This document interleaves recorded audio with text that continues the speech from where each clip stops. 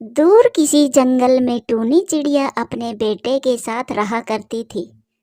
टूनी चिड़िया ने अपने बेटे की शादी अभी कुछ दिन पहले ही की थी, मगर उसकी बहू चिड़िया को अपने साथ घर में रहने के लिए तैयार ना थी। हर रोज वो अपनी सास से लड़ाई करती रहती थी। सासू माँ, अगर आप अपने बेटे के जीवन में सुकून चाहती है तो आप यहाँ से चली क्यों नहीं जाती? बेटी, अब मैं इस उम्र में कहाँ जाऊँ और मैं अपने बेटे से दूर कैसे रह सकती हूँ? कुक्कू, मेरा बेटा ही तो है मेरे जीवन की वजह। मम्मा, दूर तो नहीं होंगे हम। मम्मा, जो किक्कर के पेड़ पर घोंसला है वो भी तो हमारा ही है। आप वहाँ क्यों नहीं चली जाती? ये सुनकर मम्मा चिड़िया की आंखों से आंसू निकल आते हैं। कुक्कू बेटा, तुमने तो मेरी आंखें ही खोल दी। मैं तो सोच रही थी शायद मेरा बेटा मुझसे दूर नहीं होना चाहता होगा, मगर अब मुझे पता चल गया। बेटा, आपकी इच्छा भी यही है कि मैं यहाँ से चली जाऊँ। मम्मा, आप चिंता ना करें, मैं रोज आपसे मिलने आ जाया करूँगा। तो फिर क्या तुम रोज अपनी माँ के पास ही रहोगे? फिर तुम ऐसा करो, तुम भी अपनी माँ के साथ ही चले जाओ, या फिर मैं ही अपने मायके चली जाती हूँ। मेरी तो जिंदगी ही खराब हो गई है इस घर में शादी करके। नहीं नहीं बेटी, आप क्यों जाओगी घर छोड़कर? मैं ही चली जाती हूँ। आप दोनों खुश रहो। मैं तो आपको खुश देखना चाहती हूँ। ऐसा कहकर टूनी चिड़िया वहां से चली जाती है। रोते हुए मम्मा चिड़िया अपने पुराने घोंसले में आ जाती है, जहां कभी वो अपने पति के साथ रहा करती थी। घोंसला बहुत पुराना था। चिड़िया उस घोंसले की मरम्मत करती है, मगर उसका किसी भी काम में दिल नहीं लग रहा था। फिर वो ऐसे ही टूटे हुए घोंसले में लेट जाती है और अपनी पुरानी यादों में खो जाती है। अपनी सास के घर से चले जाने के बाद बहुरानी भी घर की सफाई शुरू करती है। दूसरे दिन जब कुक्कू दाना लेने जंगल जाता है तो उसकी पत्नी उससे कहती है, पति जी, आज जल्दी घर आ जाना। आज हम दोनों शाम को साथ में नदी पर घूमने जाएंगे। मैंने सोचा था कि शाम को आते समय मम्मा से मिलता आऊँगा। अभी कल ही तो गई है माँ जी यहाँ से, फिर कभी मिलाना। आज आप घर जल्दी आ जाना। मम्मा चिड़िया अकेली और उदास अपने घोंसले में बैठी हुई थी। उसे अपने बेटे की बहुत याद सता रही थी। जिस बेटे के बिना वो एक पल भी जीने का नहीं सोचती थी, आज वो उसी बेटे के बिना टूटे घोंसले में असहाय बैठी थी। फिर शाम हो जाती है और मम्मा चिड़िया की आंखें अपने बेटे को दूर तक देख रही थी। शायद उसका बेटा उससे मिलने आए, मगर फिर जब अंधेरा बढ़ने लगता है तो मम्मा चिड़िया थक हार कर बैठ जाती है। ऐसे ही कुछ समय गुजर जाता है। मम्मा चिड़िया भी अपना घोंसला ठीक कर लेती है। कुक्कू और उसकी पत्नी ये भी भूल चुके थे कि कोई बूढ़ी चिड़िया भी कभी उनके साथ रहा करती थी। एक शाम आसमान में गहरे बादल छाए हुए थे। टूनी चिड़िया ने भी खुद को बारिश से बचाने के लिए कुछ जुगाड़ लगा लिया था। आज तो बहुत गहरे बादल छाए हुए हैं आसमान में। अच्छा ही हुआ जो आप समय से घर आ गए।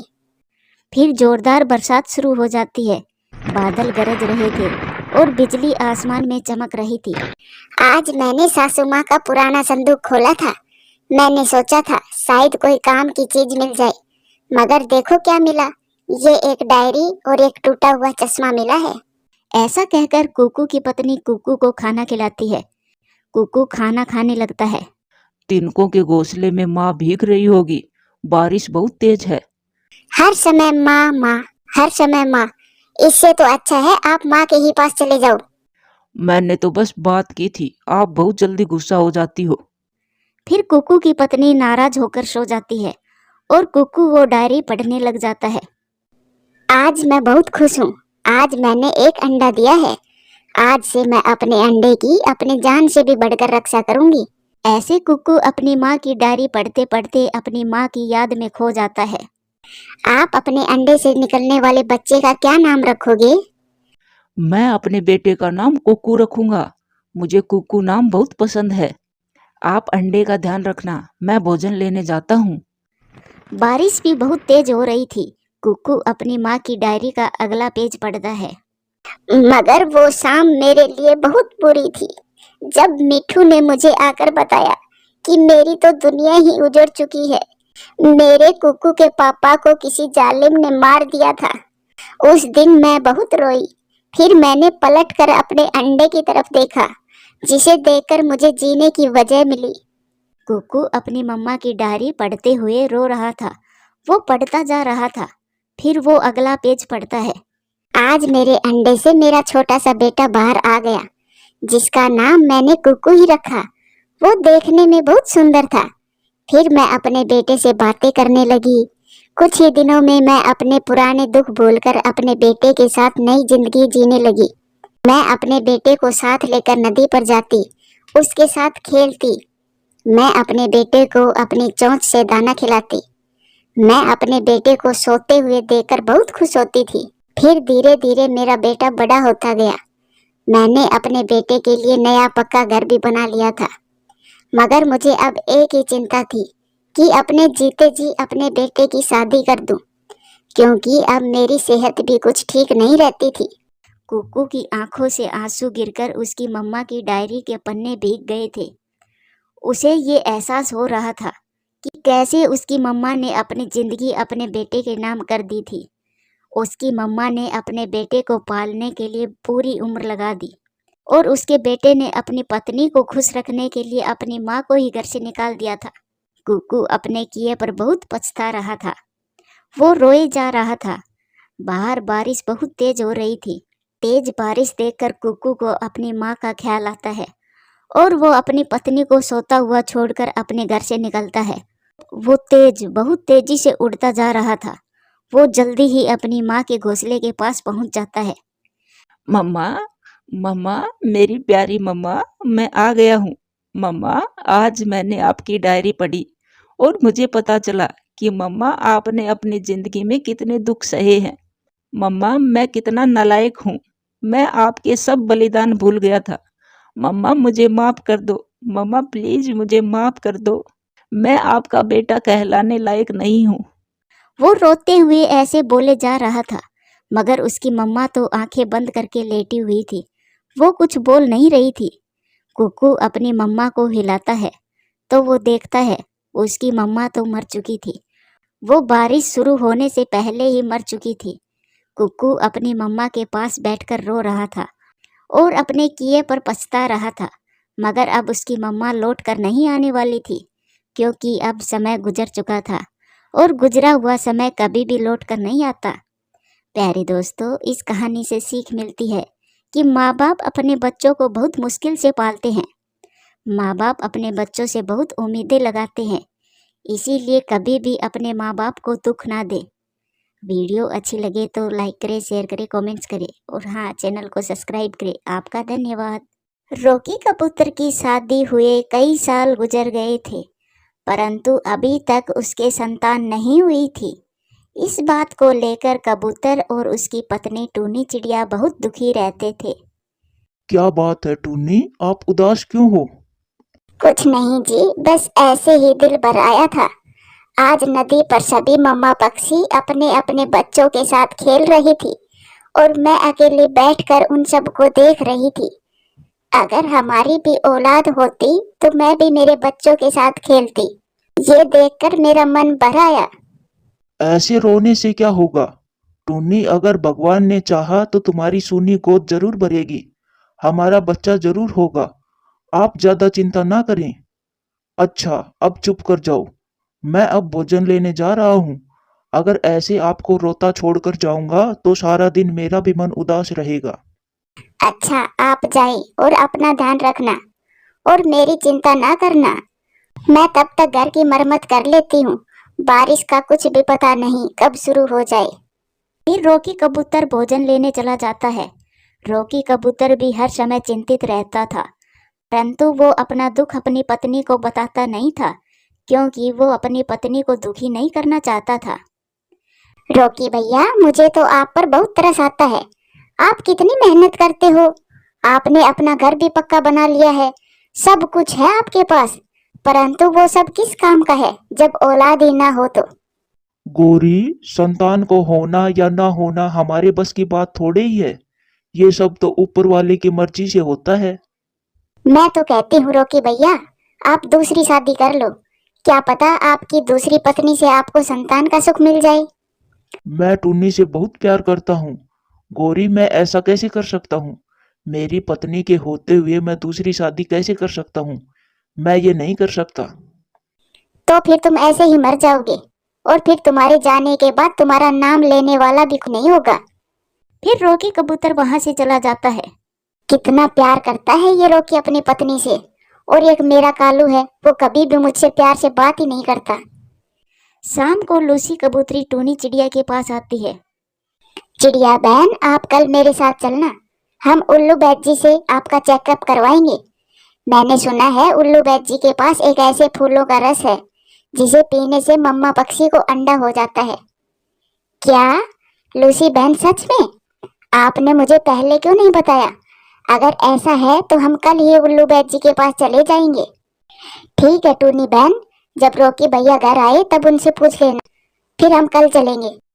फिर लूसी कबूतरी वहां से चली जाती है। रॉकी कबूतर भी भोजन लेकर अपने घर लौट आता है। टुन्नी, आप सुबह तो रो रही थी और अब बहुत खुश लग रही हो, क्या बात है? जी, आज लूसी बहन आई थी। वो मुझे बताकर गई है कि उल्लू बैद जी के पास कोई दवा है जिसे पीने से मुझे अंडा हो जाएगा। अच्छा, ये तो बहुत खुशी की बात है। तो फिर कब जाना है उल्लू बैद जी के पास? मैं कल जाऊंगी लूसी बहन के साथ। टुन्नी, अगर हमारी बेटी हुई तो उसका नाम मैं रखूंगा। और बेटा हुआ तो मैं नाम रखूंगी उसका। वो ऐसे खुशी खुशी बातें करते करते सो जाते हैं। अगले दिन टूनी चिड़िया लूसी के साथ उल्लू बैद जी के पास जाती है। आपकी शादी को कितना समय गुजर गया है? 1 साल हो गया है उल्लू बैद जी। बैद जी बताइए कि हमारी टूनी बहन माँ बन जाएगी ना?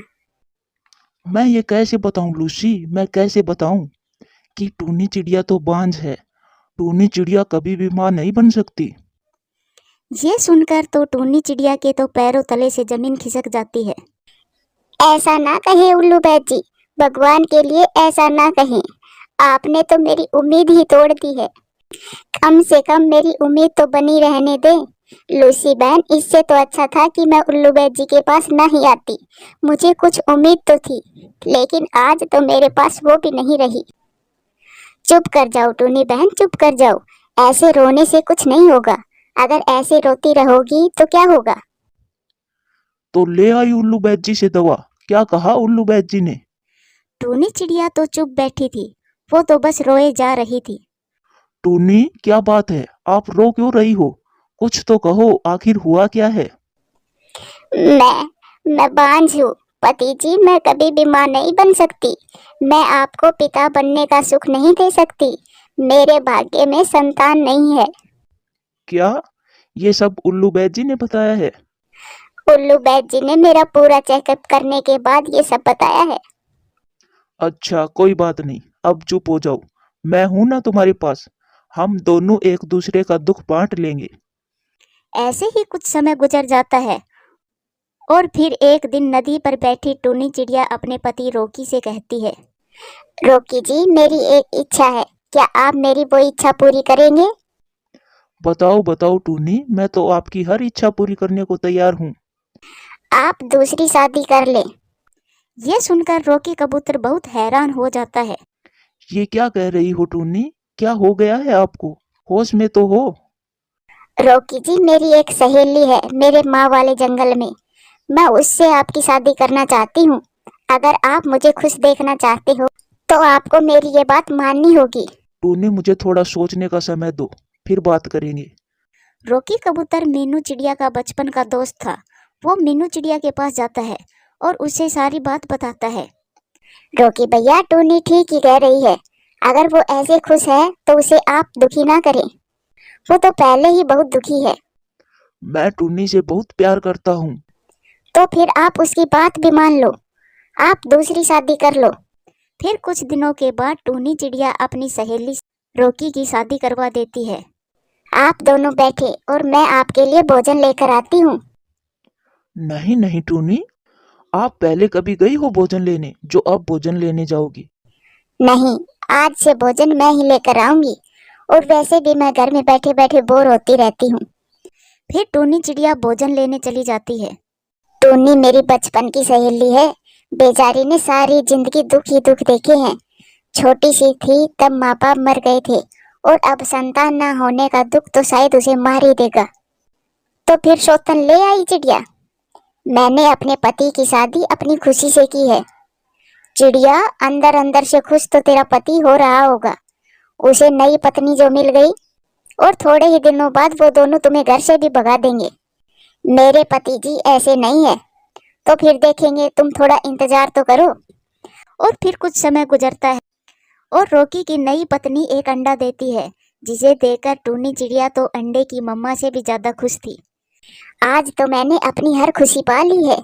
मैं इस बच्चे को अपने बच्चे की तरह ही प्यार करूंगी और अपने बच्चे को नदी पर साथ लेकर जाया करूंगी और उसके साथ खेलूंगी। हाँ हाँ टूनी बहन, ये बच्चा आपका ही है। और फिर रॉकी कबूतर भी घर आ जाता है। देखो देखो, हमारे घर पर अंडा आ गया है। अंडा? अच्छा, हमारे भी बच्चा होगा। टूनी, अब हम भी मम्मा पापा बन जाएंगे। वो सारा परिवार बहुत खुश था। जल्दी से अंडे से बाहर आ जाओ मेरे बच्चे। मैंने बहुत इंतजार कर लिया, अब मुझसे और इंतजार नहीं होता। टोनी, मैं बहुत दिनों से घर से बाहर नहीं गई हूँ। आज मेरा दिल कर रहा है मैं थोड़ी बाहर की हवा लूं। चलो दोनों चलो, मैं भी चलता हूँ। हम सब पहाड़ों की तरफ चलते हैं। लेकिन हमारा अंडा? टोनी, हम कुछ ही देर में आ जाएंगे और अभी अंडे को गरमाइश की जरूरत नहीं है। फिर वो सब खुशी खुशी पहाड़ों की तरफ निकलते हैं और वहां जाकर एक पेड़ पर बैठ जाते हैं। आपको याद है ना, बेटी हुई तो नाम मैं रखूंगी। हाँ हाँ, याद है। और बेटा हुआ तो मैं रखूंगा उसका नाम। वो तीनों बहुत खुश थे, लेकिन शायद दुखों ने उनका पीछा नहीं छोड़ा था, क्योंकि एक तीर जो शिकारी ने दूर से चलाया था वो रॉकी की तरफ तेजी से बढ़ रहा था, जिसे देखकर तुरंत टूनी अपने पति को साइड करके आगे आ जाती है और वो तीर टूनी चिड़िया के सीने में लग जाता है और टूनी चिड़िया वहीं पर मर जाती है। ये क्या किया टूनी आपने? अपनी जान देकर मुझे क्यों बचा लिया? मुझे मर जाने देती। पति जी, शायद टूनी आपको अपनी जान से भी ज्यादा प्यार करती थी, इसीलिए उसने अपनी जान देकर आपको बचा लिया। टूनी, मैं कैसे जी पाऊंगा आपके बिना? जालिम शिकारी, तुम्हें क्या मिला? हमारा हंसता खेलता परिवार उजाड़ दिया तुमने। कैसे एक चिड़िया माँ बनने के लिए तड़पती रहती है, लेकिन जब उसे माँ बनने का सौभाग्य मिलता है तब वो कैसे अपने पति की जान बचाने के लिए खुद अपनी जान न्यौछावर कर देती है। प्यारे दोस्तों, वीडियो अच्छी लगे तो लाइक करें, शेयर करें, कमेंट्स करें और हाँ, चैनल को सब्सक्राइब करें। आपका धन्यवाद।